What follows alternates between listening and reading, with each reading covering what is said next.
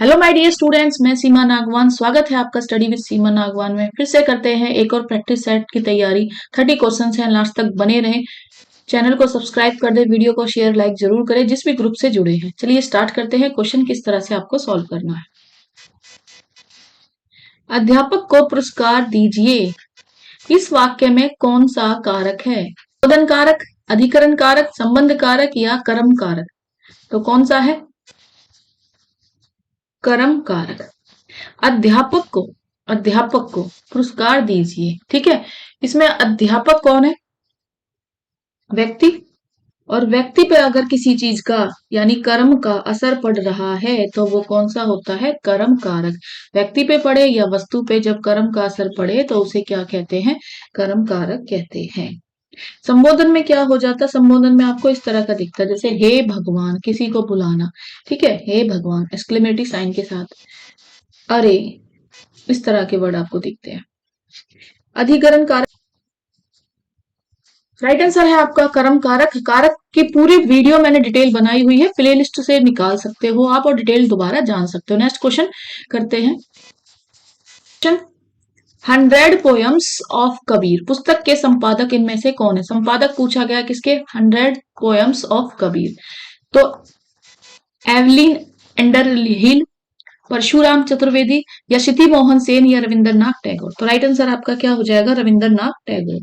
ठीक है, रविंद्रनाथ टैगोर की एक अन्य पुस्तक जो बहुत ज्यादा फेमस है, सभी जानते ही होंगे, आपने पढ़ा भी होगा, गीतांजलि। ठीक है, गीतांजलि।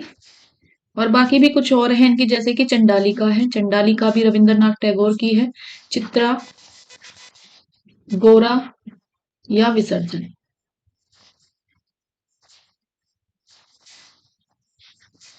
ठीक है,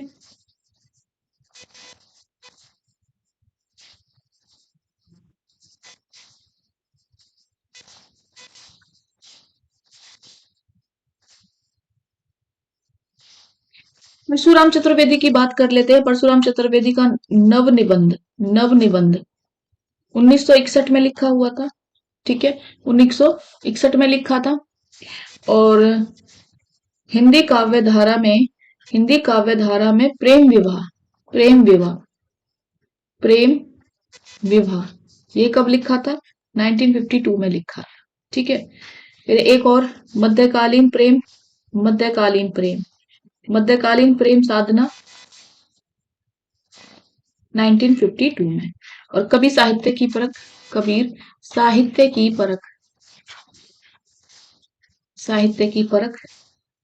1954 में। जो लेखक हैं, लेखक या कवि? ठीक है, लेखक या कवि, जो लेखक हैं, लेखक या कवि? ठीक है, लेखक या कवि की कुछ जो पुस्तकें हैं, बहुत ज्यादा फेमस हैं पुस्तकें या फिर वो ग्रंथ हो सकते हैं, उनके मैं थोड़े से नाम लिख देती हूँ जो मोस्ट ऑफ टाइम क्वेश्चंस पूछ लिए जाते हैं एग्जाम में। जैसे पूछ लेते हैं कि जयदेव की पुस्तकें या ग्रंथ बताएं। तो गीत गोविंद, जयदेव ने कौन से लिखे थे? गीत गोविंद या चंद्रलोक। ठीक है, चंद्रलोक और गीत गोविंद किसके हैं? ये जयदेव के हैं। वहीं अगर बात करें बाणभट्ट की आप सभी जानते हो, हर्षचरित और कादम्बरी। देखिए, ये एक्स्ट्रा नॉलेज आपके जीके में भी काम आती है। ठीक है, फर्स्ट पेपर में जीके हमेशा 20 नंबर का आता ही आता है। ठीक है, DSS में चाहे आप पीजीटी की तैयारी करो या आप पीआरटी की तैयारी करो या फिर टीजीटी की तैयारी करो, सभी में 20 नंबर का जीके भी आता है।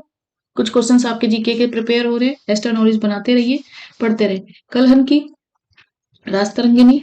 ठीक है, राजतरंगिणी, कलहन की कौन सी है? राजतरंगिणी।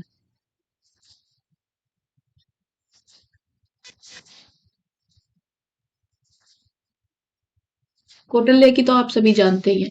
कौटिल्य की आप सभी जानते हैं अर्थशास्त्र। ठीक है, हे हे राम मेरी रक्षा करो, इस वाक्य में कौन सा कारक है? हे राम एक्सक्लेमेटरी साइन आएंगे, वो सारे संबोधन कारक कहलाते हैं। ठीक है, जब आप किसी को बुला रहे हो, बुलाने के लिए, ठीक है, या फिर पुकारने के लिए या फिर बोलने के लिए, बोलने के लिए, ठीक है, इस तरह के शब्दों का प्रयोग करते हो, ठीक है, बुलाने के लिए, पुकारने के लिए या फिर बोलने के लिए, तो ये सब कौन से कहलाते हैं? संबोधन। जैसे हाय, फिर एक्सक्लेमेटरी साइन भी आपको दिख जाएगा, ठीक है, या हे अर्जुन, हे अर्जुन, आप किसी को इस तरह से संबोधन कर रहे हो, फिर ये साइन भी दिख रहा है, ठीक है। अपादान में क्या होता है? अपादान, अपादान का मतलब है अलग होना, ठीक है, अलग होना, किसी चीज का अलग होने से। जैसे पेड़ से पत्ता गिरा, पेड़ से पत्ता गिरा, तो पत्ता गिर रहा है ना, पहले कहाँ था? पेड़ पे था, ठीक है, ये पेड़ है और यहाँ से पत्ता भी गिर गया तो अलग हो गया, तो अलग होने के लिए, ठीक है, अपादान, ए से आ से अलग, ठीक है। अधिकरण में क्या होता है? अधिकरण में, अधिकरण का अर्थ होता है जैसे कि आश्रय, ठीक है, तो संज्ञा का वह रूप जिसमें क्रिया के आधार का बोध हो, ठीक है, क्रिया के आधार का बोध हो। जैसे जब मैं घर गया, घर में गया तो कोई भी नहीं था, तो कोई भी नहीं था, ठीक है। या फिर इस तरह से कि वीर सिपाही, वीर सिपाही युद्ध भूमि में मारा गया, युद्ध भूमि में मारा गया। संप्रदान में क्या दान आ रहा है, किसी को देने की बातें हो रही हैं, देने की, कुछ देना चाह रहे हो, देना, तो ऐसे वाक्य कौन से हो जाते हैं? देने वाले संप्रदान। जैसे विकास ने मीना को पुस्तक दी, विकास ने मीना को पुस्तक दी, मीना को पुस्तक दी, किसी को कुछ दे रहे हो ना, दादाजी ने मुझे पैसे दिए, तो इस तरह के संप्रदान है, ठीक है।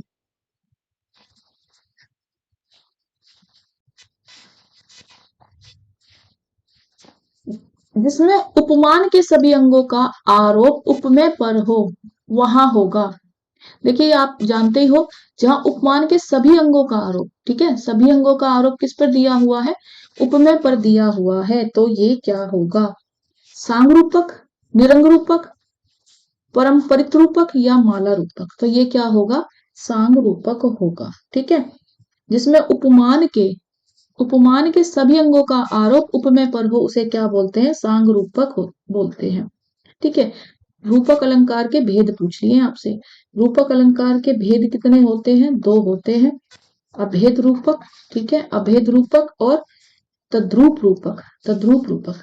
अभेद में क्या होता है? फिर अभेद में क्या होगा?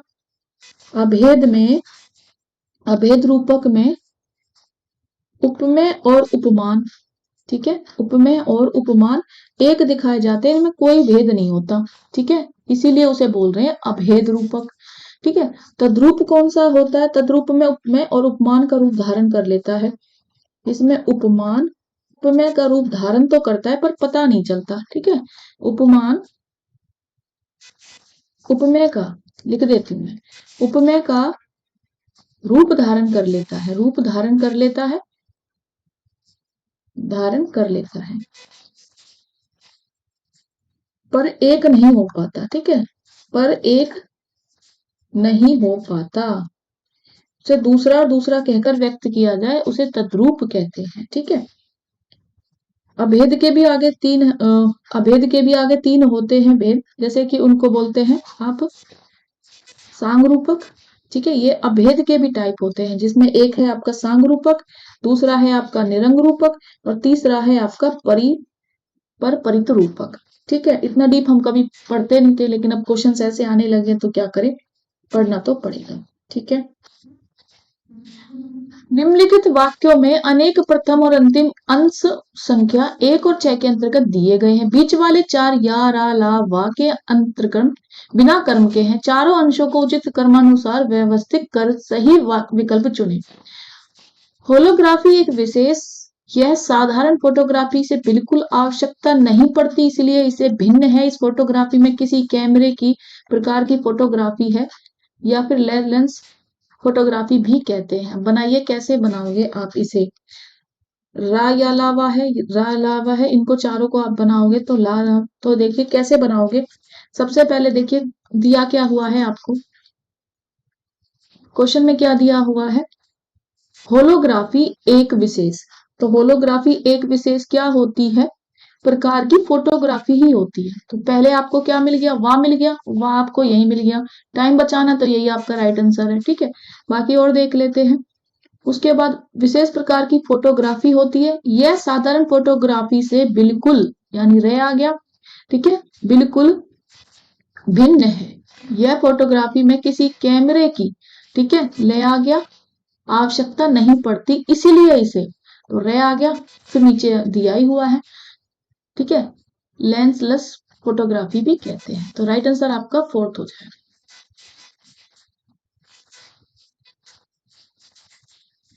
भारतीय संविधान के किस अनुच्छेद में उल्लेख मिलता है कि राजभाषा हिंदी के लिए भारतीय अंकों के अंतरराष्ट्रीय स्वरूप का प्रयोग किया जाएगा?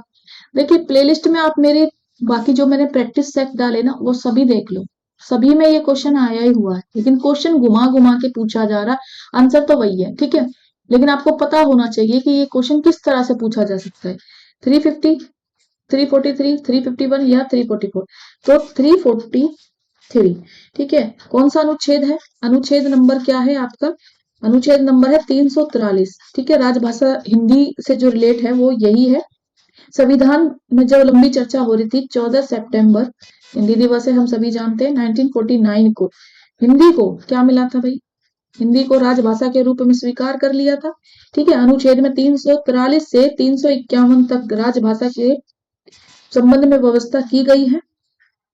14 सितंबर को हम प्रतिवर्ष हिंदी दिवस मानते ही हैं, ठीक है। एक क्वेश्चन यहाँ से भी बन सकता है कि हिंदी दिवस कब आता है, ठीक है। तो हिंदी दिवस 14 सितंबर 14 सितंबर को आता है, ठीक है।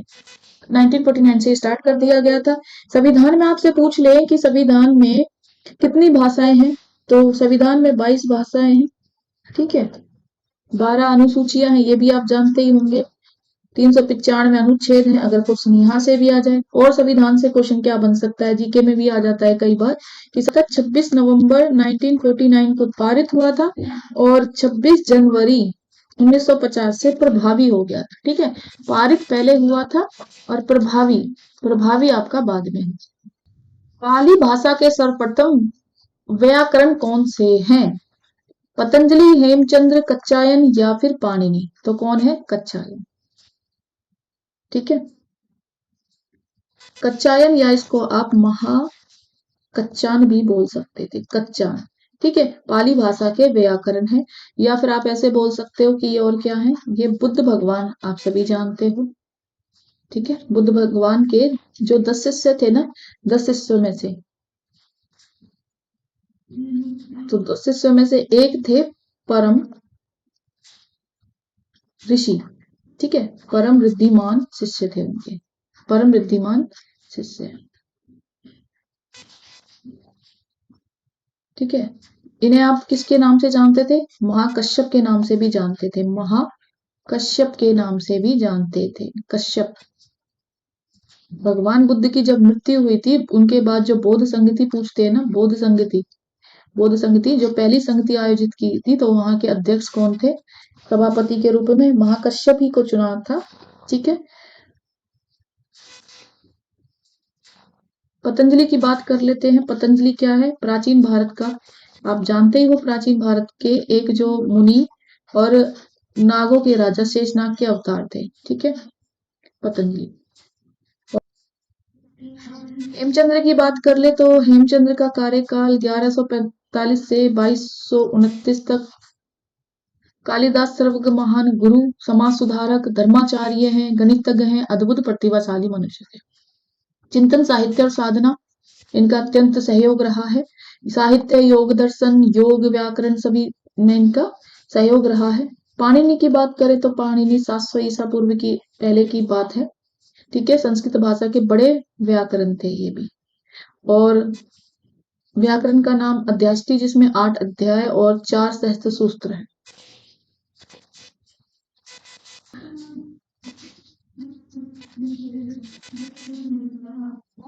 अल्पप्राण घोष व्यंजन वर्ण का उदाहरण कौन सा है? भा, ठा, डा, धा। राइट आंसर क्या है? धा, ठीक है। ये किसका है? मूर्धन्य, मूर्धन्य अल्पप्राण, ठीक है। बाकी आप वीडियो डिटेल में देख सकते हो, मैंने पूरी बनाई हुई है, प्लेलिस्ट से ले लो, ठीक है। अब बार बार मैं एक ही चीज डिटेल में बताऊंगी तो वीडियो काफी लंबी हो जाएगी, ठीक है। बाकी ये जो भा है ओष्ठ्य है, ओष्ठ्य महाप्राण है, महाप्राण, इससे पहले क्वेश्चन में भी बताया था। ठीक है। ठा कौन सा है? तालव्य है, तालव्य। तालव्य महाप्राण है, महाप्राण। ठीक है। और अघोष व्यंजन वर्ण है। धा की बात कर ले तो दंत महाप्राण, दंत महाप्राण। ठीक है। घोष व्यंजन वर्ण है।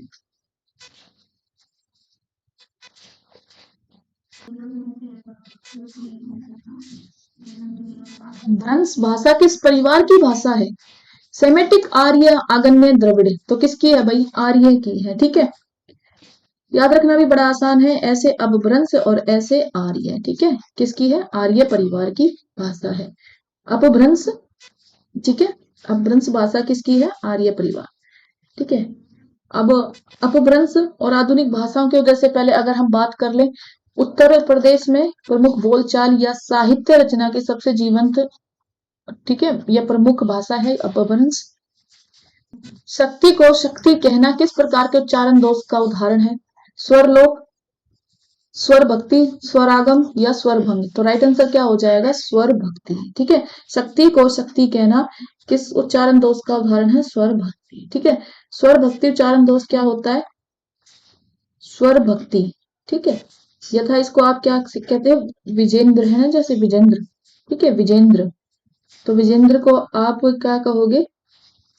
बरजेंद्र। ठीक है। या श्री को भी आप क्या कह देते हो? श्री। और शक्ति को क्या कह देते हो? शक्ति। तो उच्चारण दोष ये जो पूछा हुआ है ये कौन सा है आपका? स्वर भक्ति। बात करें स्वर लोप, तो यहाँ पे कैसे बोलते हो आप? ये क्षत्रिय है ना, क्षत्रिय, इसको आप छत्री बोलते हो। छत्री सुना होगा आम बोलचाल में आपने। ठीक है। परमात्मा ऐसे होता है, परमात्मा, तो इसको कैसे बोलोगे? परमात्मा। इस तरह से। ईश्वर को भी, ईश्वर को भी इस सर। ठीक है। ये आपके स्वर लोप है।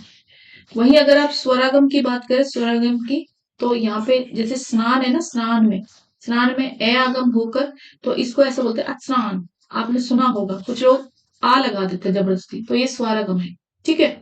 स्कूल को भी आपने सुना होगा, सा के आगे वो लगा देते हैं स्कूल, ऐसे बोलते हैं स्कूल। उत्तर प्रदेश की तरफ आप चले जाओ, ये आपको बोलने को दिखेगा। ठीक है। स्वर भंग, फिर स्वर भंग कौन सा उच्चारण दोष है? स्वर भंग में किसी भी प्रकार का कोई उच्चारण दोष नहीं होता। जलधि में कौन सा समास है? कर्मधारय, तत्पुरुष, अवयवी भाव या द्वंद्व। तो कौन सा है? तत्पुरुष। ठीक है, तत्पुरुष। जलधि का विग्रह कर दिया जाए अगर, जल को धारण करने वाला। ठीक है। जल को धारण करने वाला, धारण किया जा हुआ। ठीक है, किया हुआ। ठीक है। जलधि में कौन सा समास है? कर्मधारय, तत्पुरुष, अवयवी भाव या द्वंद्व। तो कौन सा है? तत्पुरुष। जल को धारण किया हुआ, अगर इसका विग्रह किया जाए तो कौन से होते हैं ऐसे? तत्पुरुष। ठीक है। बाकी अगर कर्मधारय की बात कर ले तो पहला पद इसमें विशेषण होता है। पहला पद, पहले पद की बात की जाए तो पहला पद क्या है? विशेषण। और दूसरा पद क्या होता है? विशेष्य। ठीक है। ठीक है, विशेष्य होता है। तो इसे आप कौन सा बोलते हैं? कर्मधारय बोलते हैं। ठीक है। जैसे नील कमल, नील कमल, नीला है जो कमल, नीला है जो कमल। ठीक है। द्वंद्व वाले कौन से होते हैं? द्वंद्व वाले में आपको विलोम दिख जाएंगे। ठीक है। जैसे आज, कल, आज और कल। ठीक है, इस तरह के। दिन और रात। ठीक है, दिन रात, दिन और रात, इस तरह के, दिनों रात। तो द्वंद्व मतलब विरोध होना। ठीक है। विग्रह करोगे तो उनके विलोम के साथ ही विग्रह होगा। ठीक है। दिन का उल्टा क्या होगा? रात ही होगा। वही अवयवी भाव की, तो जहां प्रथम पद क्या होगा? प्रथम पद लगा लो, या फिर पूर्व पद, पूर्व मतलब पहले का जो पद है वही प्रधान है। ठीक है। प्रधान हो तो अवयवी भाव समास कहते हैं। जैसे कि बेकाम, बे से काम का ही रूप बदल दिया आपने। ठीक है। बेकाम, बिना काम का, इस तरह से समास को करना।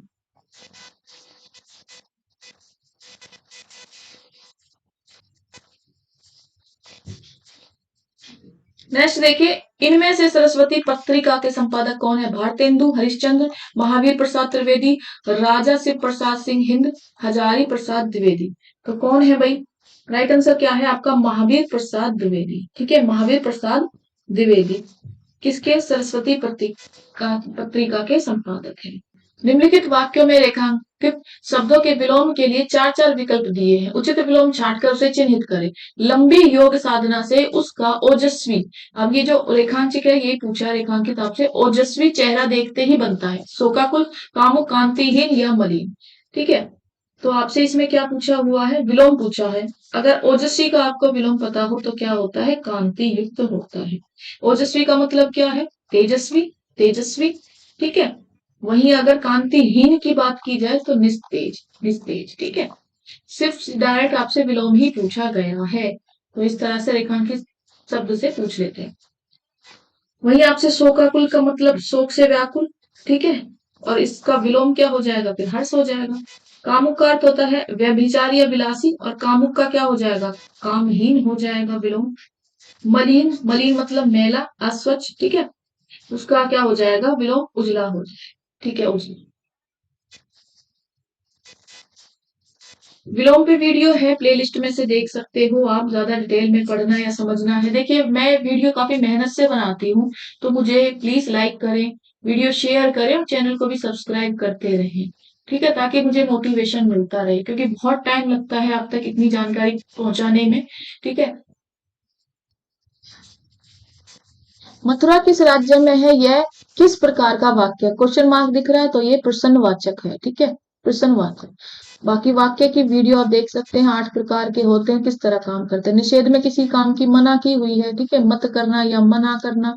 विधानवाचक में किसी कार्य के होने का बोध हो, कोई कार्य होना हो। ठीक है, और संकेत वाक्य में ये होता तो, ये होता तो वो होता। ठीक है, इस तरह की बातें होती है, संकेत दिए जाते हैं। राइट आंसर आपका क्या है? प्रश्नवाचक है।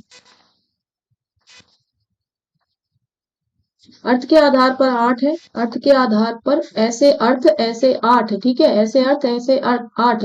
और रचना, रचना में देखिए इन्हें तोड़ के देख लो, 3 आ रहे ना, ये 3 अक्षरों से बना है, तो 3 है रचना के आधार पर। याद करने की छोटी सी ट्रिक है। ठीक है, संकेत में किसी संकेत का आपको बोध कराया जाता है। बाकी डिटेल आप प्लेलिस्ट से वीडियो निकाले, वाक्य वहां मैंने पढ़ाया हुआ।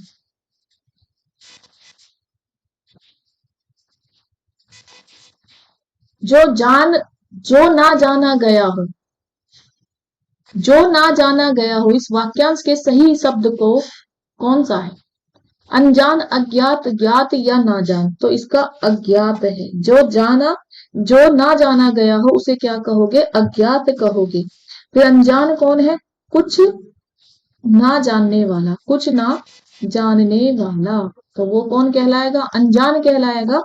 फिर ज्ञात कौन होगा? जाना हुआ। ठीक है, जाना हुआ। और ना जान का मतलब है निरर्थक, निरर्थक। ठीक है, यह युग इनमें से किस विद्या की पुस्तक है? एकाकी, गीति नाट्य, काव्य या नाटक? तो गीति नाट्य। ठीक है, अंधा युग किसकी है? गीति नाट्य की पुस्तक है। इसका कथायक महाभारत युद्ध के अंतिम दिन पर आधारित है। ठीक है, और वहीं अगर बात कर लेते हैं एकांकी की, तो एकांकी, एक अंक वाले नाटकों को अंक कहते हैं, एकांकी कहते हैं। एक अंक वाले, एक अंक वाले नाटकों को आप क्या कहते हैं? वाले नाटकों को, नाटकों को एकांकी कहते हैं। काव्य किसे कहते हैं? कविता का, कविता या फिर पद या फिर साहित्य की वह विद्या है जिसमें किसी कहानी या मनोभाव को कलात्मक रूप से दिखाया जाए, कलात्मक रूप से किसी भाषा के द्वारा अभिव्यक्त किया जाए। ठीक है, नाटक, नाटक तो मैंने आपको बता दिया, जो मनोरंजन के तौर पे आपको दिखाई या सुनाई दी जाए। ठीक है, ये नाटक काव्य का ही एक दृश्य काव्य रूप होता है। ठीक है, जो दिखाया जा रहा है, नाटक या दृश्य काव्य कहते हैं। जैसे आप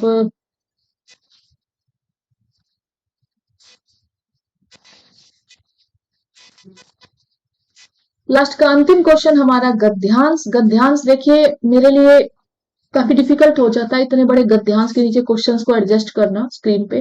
ठीक है, तो आप थोड़ा सा ध्यान से पढ़ लें, इसके बाद आप क्वेश्चन के आंसर दे पाएंगे। विज्ञान आज के मानव जीवन का अविभाज्य घनिष्ठ अंग बन गया है। मानव जीवन का कोई भी क्षेत्र विज्ञान के अभूतपूर्व आविष्कारों से चूकता नहीं रहा। इसी से आधुनिक युग विज्ञान का युग कहलाता है।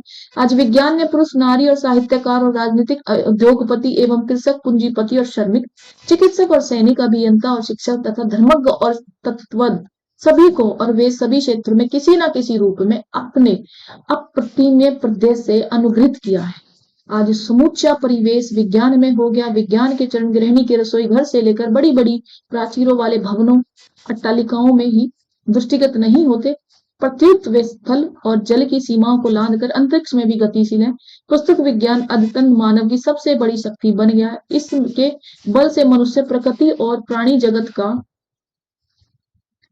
श्रोमणी बन सका है। विज्ञान के अनुग्रह से वह सभी प्रकार की सुविधाओं, संपदाओं का स्वामित्व प्राप्त कर चुका है। अब वह ऋतुओं के प्रकोप से भयाक्रांत एवं संतस्त नहीं है। विद्युत ने उसे आलोकित किया है, उष्णता और शीतलता दी है, बटन दबाकर किसी भी कार्य को संपन्न करने की ताकत भी दी है। मनोरंजन के विविध साधन उसे सुलभ है। यातायात संचार के साधनों के विकास से समय और स्थान की दूरियां बहुत कम हो गई और समूचा विश्व एक परिवार सा लगने लगा। कृषि और उद्योग के क्षेत्र में उत्पादन की तीव्र वृद्धि के कारण आज दुनिया पहले से अधिक धन धान्य से संपन्न है। शिक्षा और चिकित्सा के क्षेत्र में विज्ञान की देन अभिनंदनीय है। विज्ञान के सहयोग से मनुष्य धरती और समुद्र के अनेक रहस्य हस्तमालक करके अब अंतरिक्ष लोक और समुद्र के अनेक रहस्य हस्तमालक करके अपने अंतरिक्ष लोक में प्रवेश कर चुका है। सर्वोपरि विज्ञान ने मनुष्य को बौद्धिक विकास प्रदान किया और वैज्ञानिक चिंतन पद्धति दी है। वैज्ञानिक चिंतन पद्धति से मनुष्य अंधविश्वास और रूढ़िवादी परंपराओं से मुक्त होकर स्वस्थ और संतुलित ढंग से सोच विचार कर सकता है और यथार्थ एवं सामयिक जीवन भी जी सकता है। इससे मनुष्य के मन को युगों के अंधविश्वासों, भ्रमपूर्वक और दकियानुसी विचारों, भय और अज्ञानता से मुक्ति मिली। विज्ञान की अध्ययन सत्य है। मानव को चाहिए कि वह विज्ञान की इस समग्र देन को रचनात्मक कार्यों में संयोजित करे। काफी बड़ा पैसेज है, आई नो, बहुत डिफिकल्ट होगा सॉल्व करना भी। विज्ञान मानव की सबसे बड़ी शक्ति इसलिए कही गई है क्योंकि इसके बल से मनुष्य विद्युत शक्ति का स्वामी है, प्रकृति और प्राणी जगत का सिरमौर है, सभी भौतिक सुविधाओं से संपन्न है, अंतरिक्ष के क्षेत्र में हस्तक्षेप कर सकता है। तो प्रकृति और प्राणी जगत का सिरमौर है।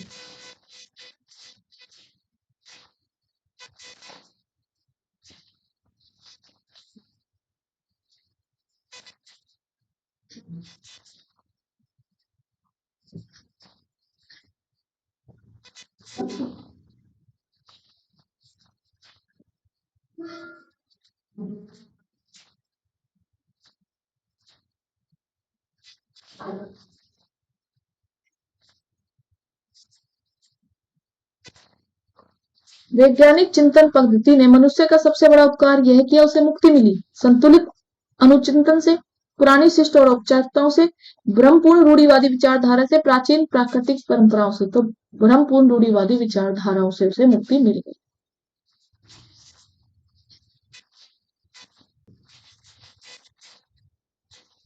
विश्व के परिवारवत लगने का मुख्य कारण यातायात संचार साधनों का विकास, विज्ञान की गतिशील शक्तियां, विज्ञान के जीवन से घनिष्ठता, विश्व बंधुत्व की भावना का विकास। तो क्या है राइट आंसर? यातायात संचार साधनों का विकास।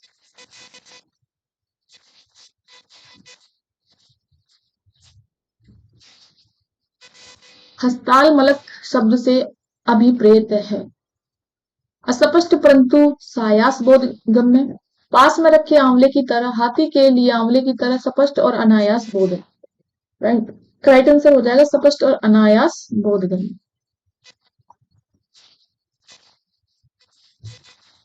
वैज्ञानिक चिंतन पदबंध से आशय, परंपरागत चिंतन, भावात्मक चिंतन, वैज्ञानिक द्वारा किया गया चिंतन, स्वस्थ एवं संतुलित चिंतन। तो राइट आंसर आपका क्या हो जाएगा? स्वस्थ एवं संतुलित चिंतन। ठीक है, देखिए काफी प्रयासों के बाद मैं इतनी मेहनत के बाद ये वीडियो लाती हूँ। शायद ये मेरी लास्ट वीडियो हो, क्योंकि जितना मुझे लाइक, शेयर, सब्सक्रिप्शन मिलना चाहिए था अभी तक नहीं मिला है। काफी समय नष्ट हो रहा है, तो मैं अब वीडियो बनाना बंद कर रही हूँ। Thank you for watching.